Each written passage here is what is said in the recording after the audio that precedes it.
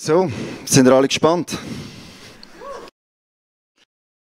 Wir haben ja da so 2 Blättchen bekommen beim Eingang und ihr wollt ja sicher alle wissen, was ist das genau, was mache ich genau mit denen, was hat es auf sich mit diesen 2 Papierchen, die du da im Eingang bekommen hast. Das ist nicht für dich zum Notizen drauf machen. Oh. Sondern es ist für dich, um heute in dem Gottesdienst mitzumachen. Er hat es begriffen. Mit grün könnt ihr sagen, bin ich einverstanden. Und mit rot könnt ihr sagen, nein, ich glaube nicht. Also wir werden jetzt ein paar so Momente haben, wo wir einfach mal hören und schauen, hey, was denkt ihr, was habt ihr für eine Antwort oder für eine Meinung zu dem, was ich sage. Ich stelle auch ein paar Fragen und dann kannst du dir schnell Gedanken dazu machen, hey, ja, nein, bin ich einverstanden. Wir testen schon mal, gerade mal aus mit einer simplen Frage. Sabrina hat letzte Woche Aufzüge gegeben.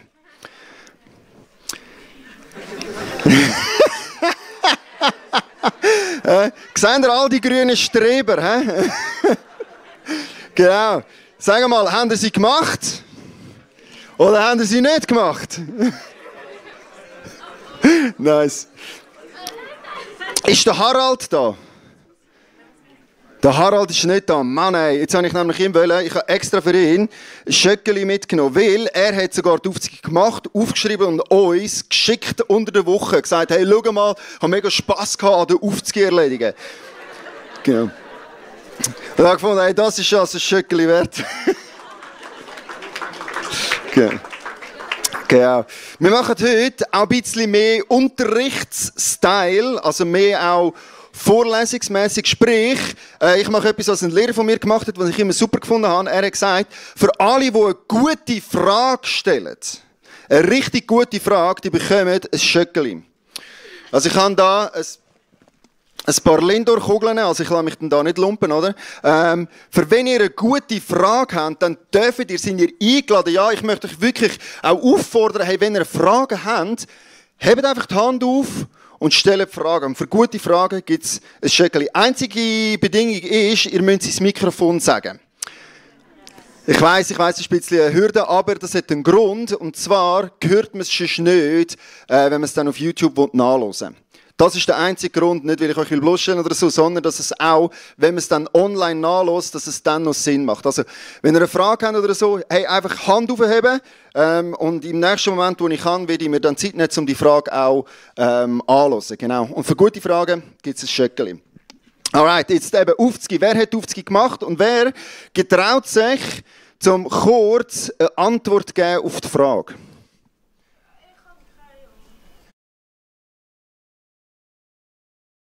Die Frage ist, um was geht es im Philipper 4, Vers 13? Was sagt der Vers? Ein One-Liner. Getraut sich jemand zum schnell einen One-Liner geben? Die Anna hat dort hinten aufgestreckt.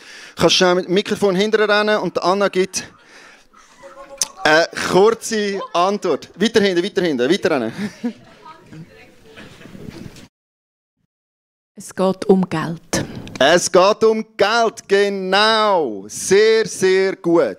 In dem Bibelvers, wo steht, ich kann alles durch Jesus Christus, geht es um Geld. Also Paulus sagt im Vers vorher, ich kann viel gehabt und ich kann wenig gehabt. Ich kann arm sein und ich kann reich sein. Alles kann ich in Jesus Christus. Also das ist die Antwort auf die Aufzüge. Und ich finde es ja spannend, dass es nicht nur darum geht, hey, wenn ich wenig habe, dann kann ich das dank Jesus, sondern auch wenn ich viel habe, kann ich das richtig machen mit Jesus. Okay, also wir steigen jetzt ein in unseren Bibelvers, den wir anschauen. Wir tun heute einen Bibelvers miteinander auslegen. Ein einziger Bibelvers. Und zwar einer von denen, die Sabrina letzte Woche schon erwähnt hat, wenn wir miteinander jetzt genauer anschauen. Wir tun das anhand von diesen 5 Schritten, die sie gesagt hat, sollen wir machen in der Interpretation, wenn wir miteinander den einen Bibelvers studieren. Ich habe extra einen genommen, den sie schon mal erwähnt hat. Also genau, das machen wir, die 5 Schritte. Kannst schon mal den Bibelvers einblenden aus dem 3. Mose 19, Vers 28. Und dort steht Folgendes. Wenn ihr um einen Toten trauert, dann schneidet euch deswegen nicht die Haare rund um die Schläfen ab. Stutzt auch nicht eure Bärte, ritzt euch nicht in die Haut und macht euch keine Tätowierungen. Ich bin der Herr. Okay, also erste Frage für euch, Rot-Grün. Sagt die Bibel, dass wir keine Tätowierungen machen dürfen?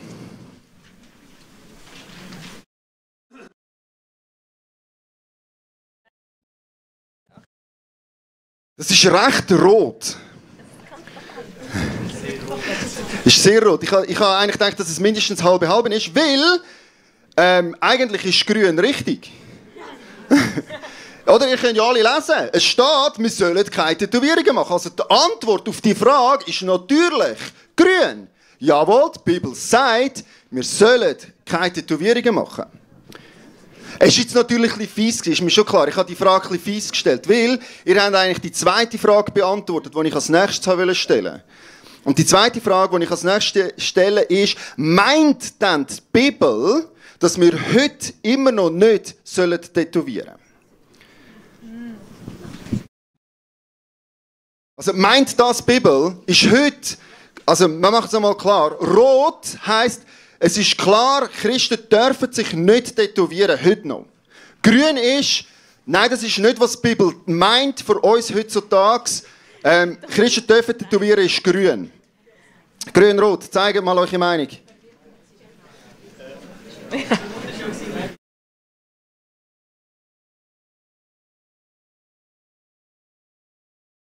Okay?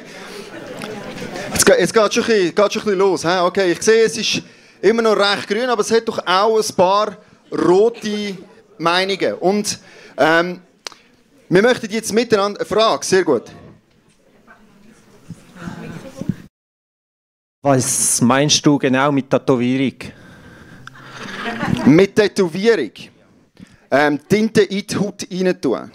Also sie haben natürlich, wo die Bibel geschrieben ist, hat das ein bisschen anders ausgesehen. Das war dort mehr eine Rußmischung gewesen, aber es ist gleich wie heutzutage eine Färbung, die man sich in die Haut reingetan hat, die bleibend war.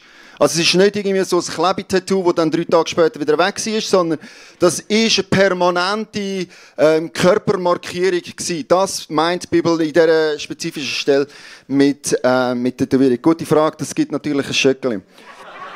Nächste Frage. In dem Bibelvers da hat es ja ein Wenn drin, also es ist eine Bedingung, unter welcher man keine Tätowierungen machen darf. Hast du noch andere Bibelstellen, die etwas zum Thema Tätowierungen sagen? Auch eine sehr, sehr gute Frage. Ist die einzige Bibelstelle, die zu diesem Thema etwas sagt. Das kommt nachher noch schnell anschauen, wenn wir es anfangen auslegen. Also ich gehe noch mehr auf das ein. Und vor allem, du hast auch Sven schon erkannt, so quasi, hey, wenn, das ist eine Bedingung, auf das gehen wir nachher jetzt gerade ein. Ich möchte jetzt zum Anfang, wenn wir anfangen auslegen, Folgendes festhalten mit uns an. Und das ist mir wichtig, dass wir das jetzt alle gut hören. Wir müssen immer die Bibel auslegen. Du kannst nicht die Bibel auslegen. Du kannst nicht einfach sagen, ja, aber es steht und fertig. Das funktioniert nicht. Ich mache euch ganz ein dummes Beispiel, um das übertreibend wirklich klar zu machen, dass wir alle die Bibel auslegen müssen, dass du gar nicht darum herumkommst, als die Bibel auslegen. Ich habe euch einen Vers mitgebracht aus dem Psalm 50,15, so exemplarisch. Das ist sehr ein bekannter Vers. Meine Kinder kennen den sehr gut. Danke Celine. In der Kids-Arbeit singen sie den immer wieder. Das ist der Rega vom Himmel, 50,15. Und dort steht, rufe mich an in der Not, so will ich dich retten und du sollst mich preisen. Also ich habe eine andere Übersetzung, da steht, und rufe mich an am Tag der Not, so will ich dich erretten und du sollst mich ehren. Jetzt nimm dir schnell 10 Sekunden, das ist wirklich nicht mega kompliziert, und sag deinem Nachbarn schnell, was der Vers bedeutet.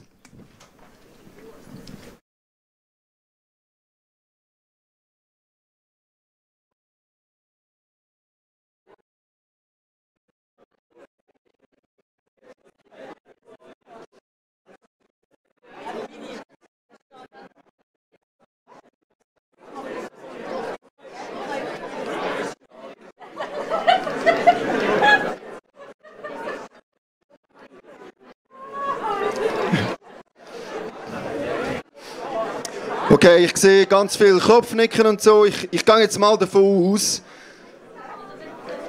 Ich gehe davon aus, wir sind uns alle einig, das ist recht klar, was das heisst. Das heisst, hey, wenn du in der Not bist, wend dich an Gott. Er ist die Rettung, er ist Helfer, oder? Alle einverstanden? Dass das ist, was da steht, in der Not sollen wir uns an Gott wenden. Ist euch bewusst, dass aber da steht, rufe mich an in der Not? Also, wenn wir jetzt da nicht interpretieren, heisst das eigentlich, wenn du nicht zu Gott schreist, rufst, dann hört er dich nicht. Wer ist einverstanden mit dieser Auslegung?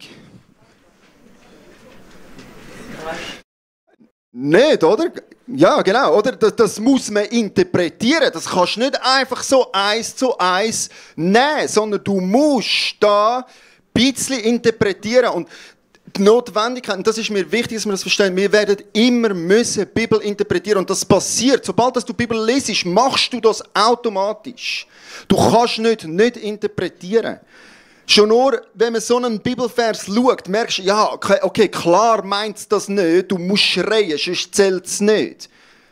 Aber das ist Interpretation. Und schon nur der Fakt, dass wir die Bibel nicht können, in der ursprünglichen Sprache lesen, die meisten von uns. Es gibt sicher ein paar, die Griechisch können und die Hebräisch studiert haben. Und die können die Bibel in der ursprünglichen Sprache lesen. Wir alle anderen, die das nicht gelernt haben, wir sind schon mal eine Vorinterpretation ausgesetzt mit einer Übersetzung von einem Text, den wir lesen. Und es ist mir wichtig, dass wir verstehen, okay, es gibt immer eine Interpretation. Die Frage ist natürlich, wie machen wir die Interpretation? Und das ist mir jetzt auch wichtig, ich will nicht sagen, ihr müsst dieser Interpretation, die ich jetzt mit euch mache, zustimmen. Du darfst zu einer anderen kommen. Aber was du nicht kannst, ist einfach sagen, und es steht da, fertig. Das funktioniert nicht. Weil, das zweite Beispiel, das ich dir geben möchte, wieso das nicht funktioniert, ist, im gleichen Text haben wir Ausschnitte. In diesem Text, im gleichen Gesetzestext, also ein paar Verse vor, ein paar nachher, gibt es so Sachen, die sagen, wie du darfst nicht 2 Getreidearten auf dem gleichen Feld aussägen. Also würde ich mir in dem Fall sagen, ja gut, jeder Bauer, der Roggen und Gerste ansät auf dem gleichen Feld, der hat eine Sünde begangen. Oder, liebe Männer, wir haben rechte Einschränkungen, was unsere Bärte anbelangt. Also nicht nur in dem einen Vers, sondern es heisst auch ein bisschen weiter vorne, wir dürfen die Enden von unserem Bart nicht schneiden. Also alle, die glatt rasiert sind, liebe Leute, die haben das Problem. Das ist nicht im Einklang mit der Bibel in dem Fall. Oder auch ganz ein klassischer ist, tun mal alle eure Kleiderlabels anschauen. Und wenn du dort mehr als eine Textilsorte hast, dann hast du ein Problem. Weil die Bibel sagt, du sollst nicht 2 Textilsorten miteinander verbinden. Also Polyester und Baumwolle, du bist raus. Das geht nicht. Und wenn man das dann so merkt, dann kommen wir sehr schnell zu der Erkenntnis, okay, wir müssen irgendwie halt einfach die Texte interpretieren und probieren zu verstehen, um was dass es da wirklich geht. Und ich möchte jetzt einfach den einen Vers aus dem 3. Mose 19, Vers 28 mit euch zusammen anschauen. Und der erste Schritt, mit diesen 5 Schritten von der Interpretation, starten wir jetzt gerade. Und dort steht, verstehe, was der Text für seine ursprünglichen Leser bedeutete. Dort wollen wir beobachten und heranschauen, hey, was hat das eigentlich gesagt, den Menschen, die diesen Bibeltext als erstes bekommen haben. Und da müssen wir jetzt ganz ein bisschen ausholen. Da habe ich jetzt natürlich ein bisschen Vorsprung. Ich habe natürlich für euch viel investiert und habe das nachgeforscht und nachgeschaut, was ist das für eine Gesellschaft gewesen, was sind das für Menschen gewesen, in welchen Kontext hinein ist das gesagt worden. Und das ist ganz wichtig, das ist ein Gesetzestext, wo den Israeliten mitgegeben wird. Jetzt die Israeliten aus dem Altertum, das ist ein spezielles Volk gewesen. Das sagt nicht nur ich, sondern das sagt jeder Historiker, wo das betrachtet. Und die kommen alle zum Schluss. Israel ist ganz, ganz speziell gewesen. Die haben Sachen gemacht, wo niemand anders irgendwo sonst auf dem Planet gemacht hat, als Volksgruppe. Sie haben 4, das hilft dir sicher auch für deine weiteren Studien, wenn du Alttestament liest, ist dir ganz wichtig zu verstehen, Israeliten, die haben 4 wichtige Identifikationsmerkmale oder 4 Punkte von der Identität, an dem sie ihre Identität festmachen. 4 Sachen, die ganz zentral sind für ihre Identität. Das erste ist das Land.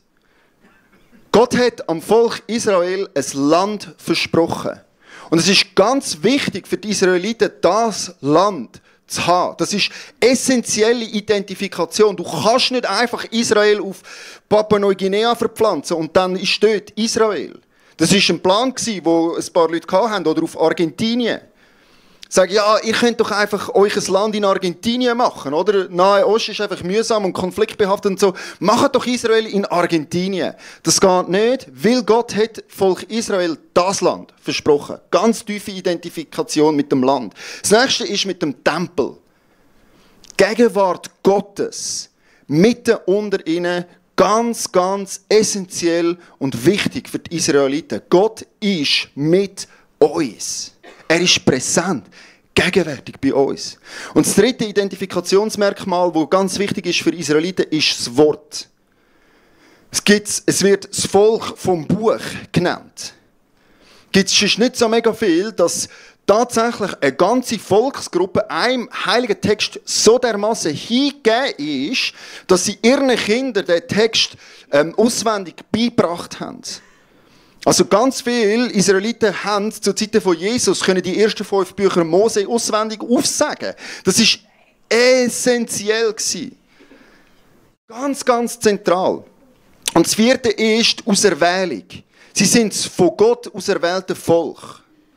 Da gibt es Jahwe, schon nur das ist ganz speziell, ein monotheistischer Glaube ist ungehört zu dieser Zeit. Das sind alles polytheistische Gesellschaften gewesen, um Israel drumherum. Alle Nachbarsländer haben mehrere Götter angebetet und aus irgendeinem Grund ist da Israel und die sagen, Jahwe hat uns ausgewählt. Das ist zum Teil Sagen und das ist zum Teil Fluch. Wenn du nämlich nicht machst, was Jahwe sagt, dann bringt das nicht so mega gute Resultate. Also das sind 4 ganz, ganz zentrale Merkmale. Und das bedeutet, das Volk Israel hat zum Auftrag gehabt, anders zu sein als alle umliegenden Völker um sie herum.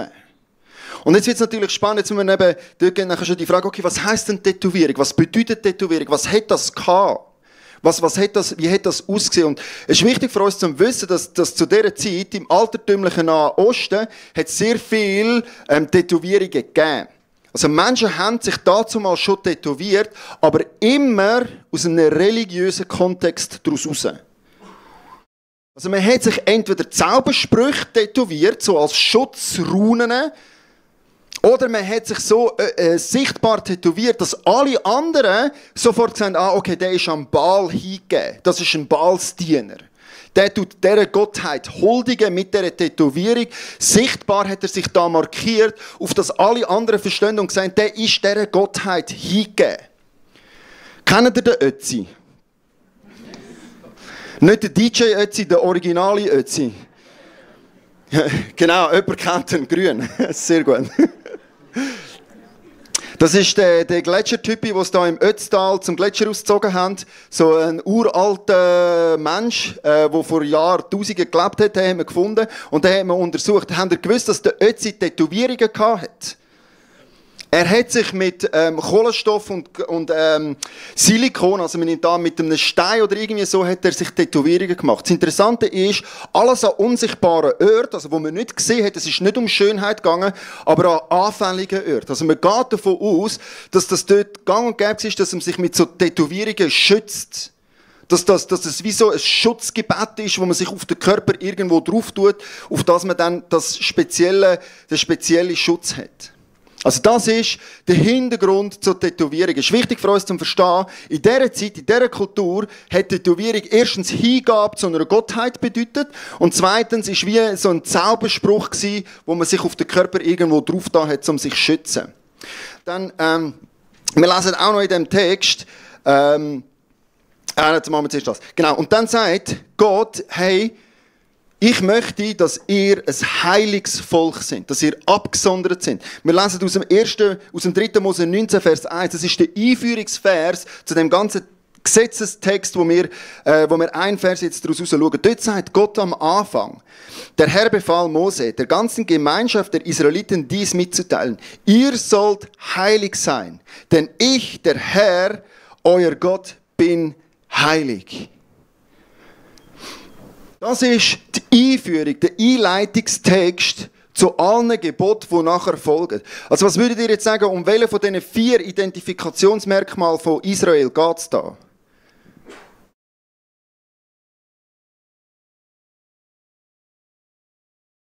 Nähe bei Gott, ja. Das ist mehr der Tempel, das Zweite. Also, das hat jetzt nicht gerade direkt mit dem Tempel zu tun, sondern, ja, genau, aus Erwählung. Gott hat gesagt, ihr seid mein Volk und ihr seid anders als alle anderen umliegenden Völker. Ihr seid mir zugehörig. Ihr gehört mir.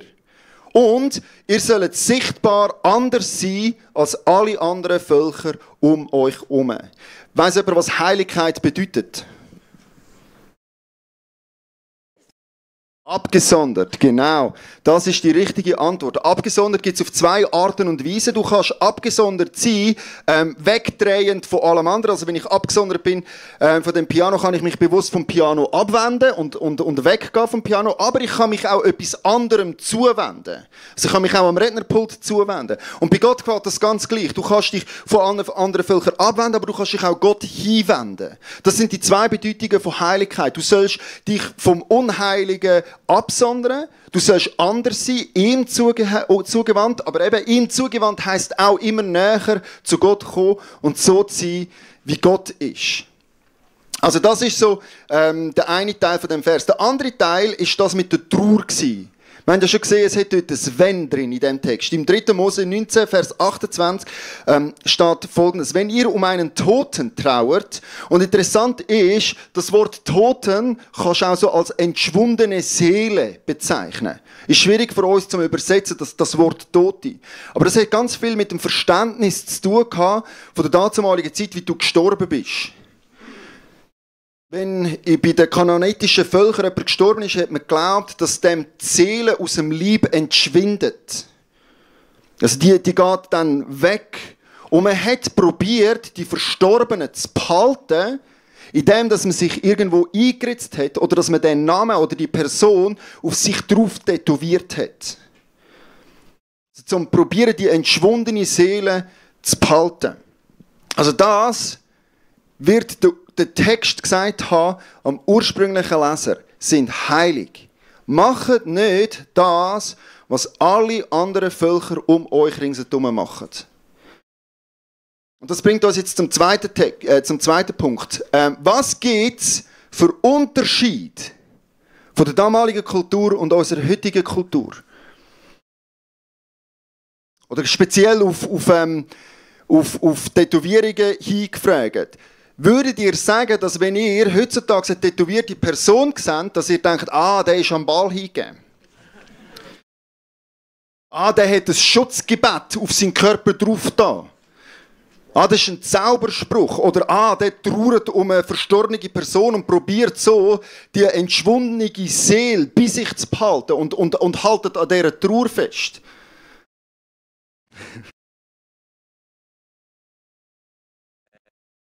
Sich Tattoos machen von, weiss auch nicht, Kindern oder Verwandten oder anderen Leuten, die verstorben sind. Aber ich würde jetzt nicht sagen, dass es jetzt wirklich so symbolisch oder jetzt irgendwie auch in einem religiösen Hintergrund ist.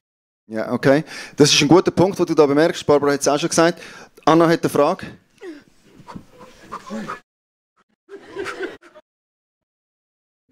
Also Schutzsprüche gibt es viel drauf, oder? Also, es gibt es vor allem so mit chinesischen Schriftzeichen und so? Auch, ja. Ja. Mhm, okay. Ja, also wir merken, das ist nicht ganz klare Linie. Nochmal etwas, ja? Also ich habe eine Arbeitskollegin und die hat kürzlich ihren Arm gezeigt und dort steht Matthäus 7,12 drauf. Eben, das sind so die goldige Regel und ich habe wirklich gestaunt, dass sie das auf dem Arm hat. Cool, okay, also man stellt fest, es gibt auch viele Christen, die sich tätowieren, zum Beispiel ein Kreuz tätowieren oder einen Bibelvers tätowieren oder auch viele hebräische Schriftzeichen, sieht man Leute, die sich hebräische Schriftzeichen, also Bibeltext in der ursprünglichen Sprache, irgendwo her tätowieren. Also es kann in unserer heutigen Kultur sogar auch das Gegenteil sein, eben zum Beispiel, wenn man sich Matthäus 7,12 darauf tätowieren, dann ist das auch ein Zeichen zu der Hingabe von Gott. Also kann das vielleicht sogar ein Zeichen von der Heiligkeit sein. Von der Hingewandtheit zu Gott. Also, es gibt einen Unterschied von der damaligen Kultur in unsere heutige Kultur. Und das muss man in Betracht ziehen, wenn man den Text für uns interpretiert. Und dann die dritte Frage, was ist Konstante?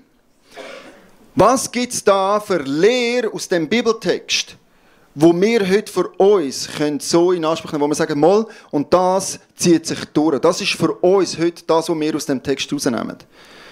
Ich habe 2 Ideen.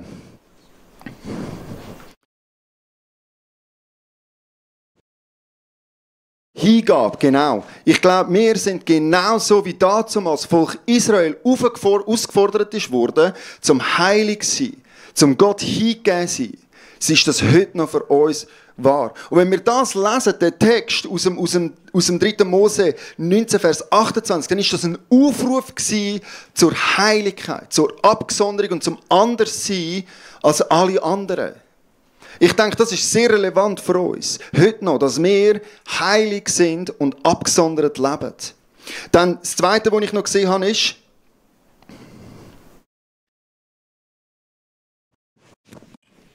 Barbara. Genau. Richtig, genau. Ich finde, das ist der zweite wichtige theologische Schlussfolgerung, die wir aus dem Text herausnehmen können, ist, wie genau tun wir um verstorbene Menschen trauern? Wie sieht das aus für uns? Glauben wir auch, dass wir entschwundene Seelen behalten und irgendwie bei uns auf unseren Körper drauf markieren? Ich glaube nicht. Ich glaube, wir sind dazu aufgefordert, zum hoffnungsvoll trauern. Und ich glaube, das ist das, was uns der Bibeltext heute noch sagen kann. Dann kommen wir zum 4. Schritt. Vergleiche die Theologie, die du aus deinem Text gezogen hast, mit dem Rest der Schrift. Also jetzt haben wir gesagt, wir haben wie 2 Sachen rausgenommen. So erstens, hey, wir sollen abgesondert leben. Wir sollen nicht Götzendienst tun wie alle anderen Götter. Und zweitens, wir sollen trauern auf eine hoffnungsvolle, gesunde Art und Weise. Nicht in dieser Trauer verhaften und probieren, die toten Seelen bei uns zu behalten. Finden wir andere Bibeltexte, die mit dem übereinstimmen, die im Einklang sind mit dem. Also ich habe da wieder ein bisschen Arbeit gemacht. Ihr müsst jetzt da nicht eure Hirne durchsuchen. Es ist natürlich mega cool, wenn ihr das macht. Wenn ihr merkt, hey, passt das mit dem Rest von der Schrift. Ich habe 2 Bibeltexte. Zuerst zu der Trauer. Aus dem 1. Thessaloniker 4, 13 bis 14 steht Folgendes. Kommen wir nun zur Frage nach den Gläubigen, die schon gestorben sind. Es liegt uns sehr daran, Geschwister, dass ihr wisst, was mit ihnen geschehen wird, damit ihr nicht um sie trauert wie die Menschen, die keine Hoffnung haben. Nun, wir glauben doch, dass Jesus für uns gestorben ist und dass er auferstanden ist. Dann wird Gott aber auch dafür sorgen, dass die im Vertrauen auf Jesus gestorben sind, mit dabei sein werden, wenn Jesus in seiner Herrlichkeit kommt. Das ist ein Kontrast, das ist eine andere Trauer, als in dieser Welt das gelebt wird. Wo manchmal davon ausgeht, dass es mit dem Leben da auf dieser Erde vorbei ist. Oder dass eben die Seele entschwindet. Ich glaube, es ist ganz essentiell, dass wir Christen verstehen, wir dürfen mit einer Hoffnung trauern. Das darf beides sein. Es ist nicht, dass Trauer nicht darf sein. Aber es ist mit einem anderen Fokus, mit einer anderen Perspektive. Es hat die Sicherheit von der Ewigkeit, die in unserer Trauer darf mitschwingen. Ich finde das mega schön, wenn man das so aus dem Text daraus lesen kann. Hey, wir müssen nicht das Gefühl haben, entschwundene Seelen müssen festzuhalten, sondern wir dürfen gehen lassen, wir dürfen loslassen. Und das ist auch der Grund, wieso dass ich jetzt nicht den Namen auf mich drauf tätowieren. Ich will nicht das festhalten und das behalten, sondern ich möchte hoffnungsvoll in eine Ewigkeit hineinschauen. Das Zweite ist heilig. Wir sollen abgesondert sein, wir sollen heilig sein. 1. Petrus 2, Vers 9 schreibt Folgendes. Ihr jedoch seid das von Gott erwählte Volk. Also, da redet er nicht zu Israeliten, sondern er redet zu uns allen. Da bist du gemeint, jetzt in diesem Text. Ihr seid eine königliche Priesterschaft, eine heilige Nation, ein Volk, das ihm allein gehört und den Auftrag hat, seine großen Taten zu verkünden. Diese Taten, die Taten dessen, der euch aus der Finsternis in sein wunderbares Licht gerufen hat. Wir sind heute noch, genauso wie damals Volk Israel, zur Heiligkeit gerufen. Wir sind genauso wie die Israeliten, sein auserwählte Volk, das soll anders sein, das soll abgewandt leben vom Bösen und hingewandt leben zu Gott und seinem Auftrag, den er uns gegeben hat. Das ist dein und mein Auftrag. Wir sind sein auserwähltes Volk. Und wir sollen anders leben. Heisst das jetzt, in dem Fall, dass Tattoos heute nicht okay sind? Ich wage jetzt meine Konklusion da zu ziehen, nachdem dass wir den Text ausgelegt haben. Und wie gesagt, wie ich schon am Anfang gesagt habe, du darfst gerne zu einem anderen Schluss kommen, du darfst es anders interpretieren. Aber wenn ich die 5 Schritte durchgehe, dann merke ich, es geht Gott um etwas Grösseres als Do's and Don'ts. Es geht Gott nicht einfach nur darum, zu sagen, was okay ist und was nicht okay ist, was wir dürfen und was wir nicht dürfen, sondern Gott hat einen tieferen und, finde ich, einen viel genialeren, schöneren Plan vor mit dir und mir. Er will uns rufen zur Heiligkeit. Er will uns als sein auserwähltes Volk haben, wo anders ist als der Rest der Welt. Ich glaube nicht, dass in unserer Gesellschaft, in unserer Kultur Tattoos etwas mit Götzendienst zu tun haben. Manchmal schon. Aber nicht generell und ausschliesslich nur in diesem Kontext. Und ich glaube, wir können mit Tattoos Gott sogar sehr ehren. Wir können sehr hingewandt leben zu Gott. Dass wenn wir uns irgendwo ein Tattoo machen, wo Gott die Ehre gibt, dann denke ich, ist das im Sinn von der Bibel. Das wäre meine Konklusion, nachdem wir die 5 Schritte interpretiert haben. Du darfst anderer Meinung sein.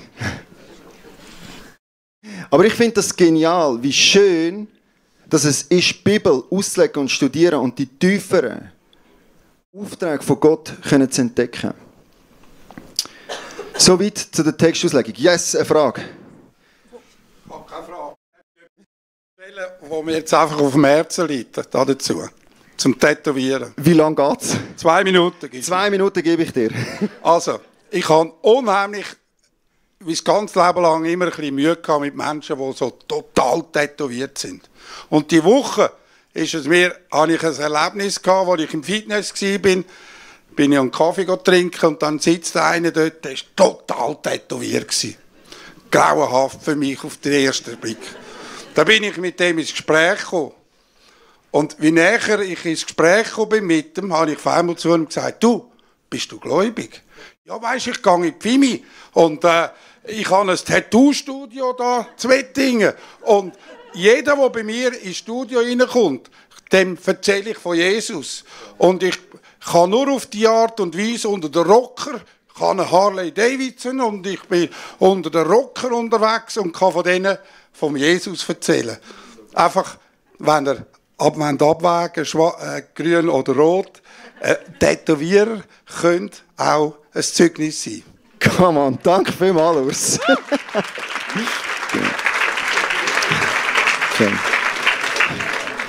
Cool. Ich finde, das ist ein gutes Beispiel von der grösseren Kontext zu sehen. Der grössere Kontext ist, wir sind gerufen zur Heiligkeit. Zum ein Zeugnis sein für Gott und zum ihm hingewandt leben.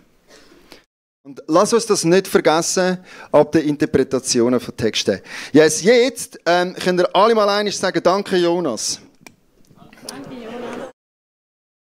Jetzt kommen wir nämlich zum letzten Ding, nämlich zum Test.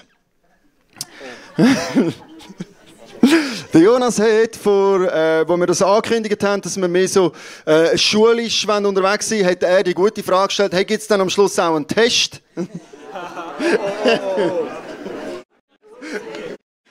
Und die Antwort ist, ja, es gibt einen Test. Und zwar folgende Rahmenüberlegungen zum Test. Ich habe einen Test gemacht für euch. Und ich habe Folgendes für euch. Ihr dürft den Test machen, wenn ihr wollt. Ihr müsst das nicht machen, wenn ihr nicht wollt.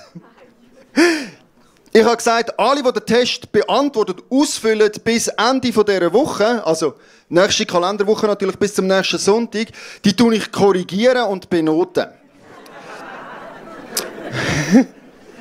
Wenn du einfach den Test ausfüllen ohne Benotung, dann kannst du das auch reinschreiben. Dann gebe ich dir keine Note. Dann tue ich einfach meine Gedanken zu deinen Überlegungen teilen.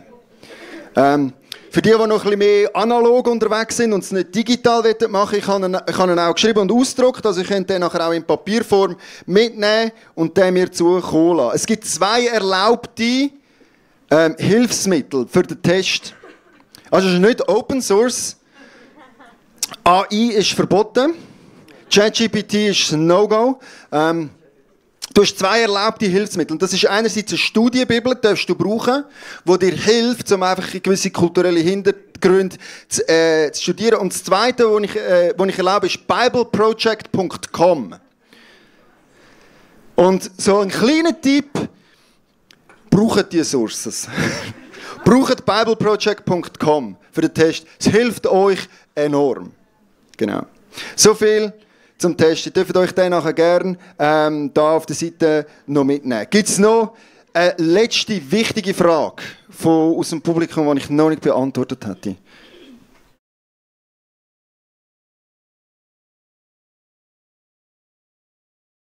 Also es gibt auch so Leute, die sich so Plastikstückchen unter die Haut schieben, wie so als 3D-Tattoo.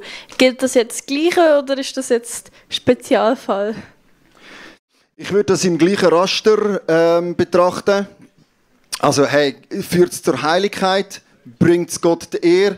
Oder wird das nachher mehr wahrgenommen als etwas anderes? Von dem her würde ich sagen, geht ins gleiche Raster. Du bekommst gleich auch ein Schöckchen für die Frage. Cool. Alright. Letzte Frage und nachher steigen wir in den Lobpreis.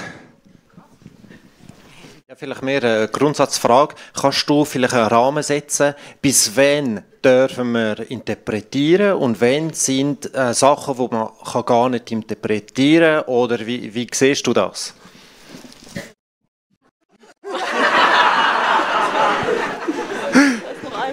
Das war eine super gute Frage. Die war nämlich so gut, die Frage, dass wir für die spezifische ganze Predigt haben. Wir haben, ich glaube, in 3-4 Wochen mache ich eine Predigt zum Thema, wie gehst du mit Meinungsverschiedenheiten um? Also wie gehst du mit Interpretationen um? Ab wann ist es nicht mehr okay? Oder wann ist es zu weit gegangen? Wann ist es wörtlich ausgegangen? Und vor allem, wie gehen wir als Leib Christi mit verschiedenen Interpretationen im Leib Christi selber? Wie gehen wir mit dem gesund und gut um? Also zu Interpretationen wie so, hey, wo sind da die Limiten und so, machen wir in ein paar Wochen, gibt es dazu nochmal eine Predigt. Alright, hey, ich habe genug geredet. Lektion ist beendet, wir steigen ein mit der Zeit der Anbetung. Dass der Wechsel ein bisschen softer ist, möchte ich jetzt einfach auch noch schnell Zeit nehmen, um einfach mit uns zusammen zu beten. Und nachher gehen wir in die Zeit der Anbetung. Jesus Christus, ich danke dir von ganzem Herzen, dass wir dein Wort studieren dürfen. Dass wir merken und lernen, was für gute Pläne und Gedanken du über unserem Leben hast. Dass du möchtest, dass wir dir hingewandt sind. Dass wir für dich leben und mit dir leben. Ich bitte dich, dass du den Hunger nach deinem Wort in unsere Herzen pflanzt. Dass wir immer mehr Lust bekommen, um zu entdecken, was du nicht alles Gutes hast für uns. Ich bitte dich, dass du unsere Ängste abbaust, um es nicht verstehen oder falsch machen, sondern dass wir merken, hey, da ist ein Gewinn in deinem Wort, der so gross ist für unser Leben. Ich möchte dich einfach loben und preisen. Ich bitte dich jetzt auch, dass du gegenwärtig bist, dass wir dich erleben in der nächsten Zeit der Anbetung. Amen. 1, 2, 3